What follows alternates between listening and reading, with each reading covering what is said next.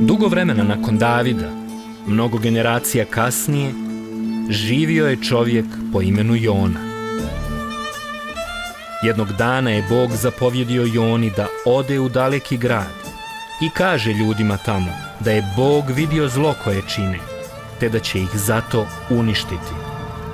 Ali Jona nije želio poslušati Boga. Naprotiv, ukrcao se na brod koji je putovao u grad, daleko od onoga u koji ga je Bog poslao, misleći da može da pobjegne od Boga.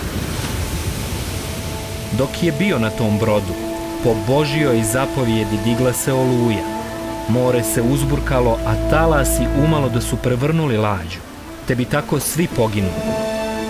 Mornari su se jako uplašili, tako da su počeli da se mole, svaki svom Bogu kojeg je štovao, da ga spasi.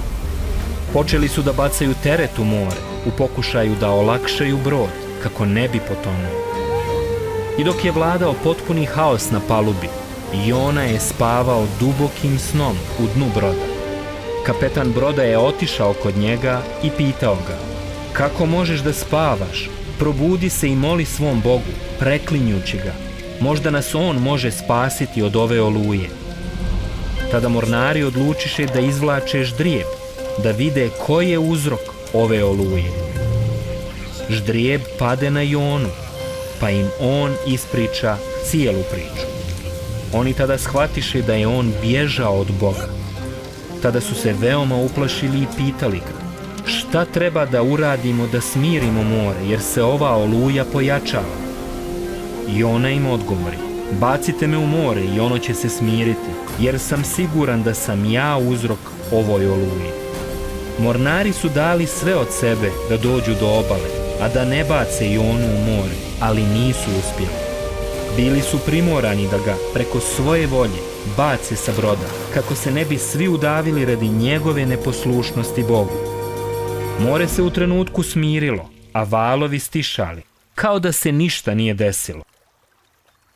Ljudi na brodu su shvatili da je Jonin Bog zaista pravi Bog. Uplašili su ga se, prinijeli su mu žrtvu i obećali da će ga štovati. Nakon što je Jona bačen u more, Bog je poslao veliku ribu koja ga je progutala i ostao je u njenoj utrobi 3 dana i 3 noći. Za to vrijeme se pokajao i molio Bogu. Veličao je Boga i molio da ga spasi.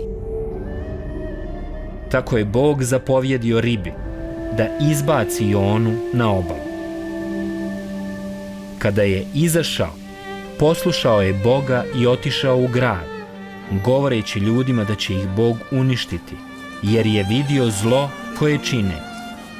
I zaista, svi u gradu su se pokajali i okrenuli od svojih zlih stvari koje su činili. Tako im je Bog oprostio, pokazao im milosrđe i nije ih uništio.